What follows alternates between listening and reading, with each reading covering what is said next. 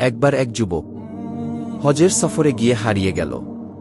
প্রচণ্ড তীব্র গরম, পানি নেই, খাবার নেই, বিবি সাহারার মতো এক স্থান থেকে অন্য স্থানে হাঁটতে হাঁটতে ক্লান্ত হয়ে পড়ল। মুখ শুকিয়ে যাচ্ছে, শরীর নিস্তেজ।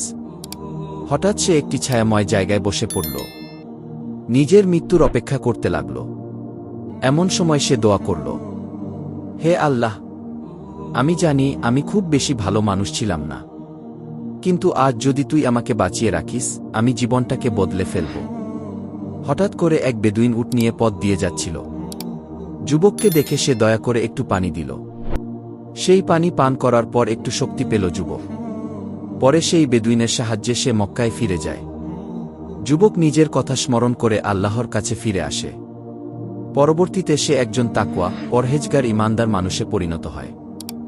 অতএব আমরা অনেক সময় আমাদের জীবনে যখন বিপদে পড়ি, তখন আল্লাহর কাছে ফিরে যাই, কিন্তু বিপদ কেটে গেলে আবার ভুলে যাই।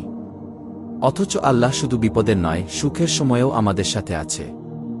এক ফোঁটা পানিও যদি আল্লাহ না দেন, জীবন থেমে যেতে পারে।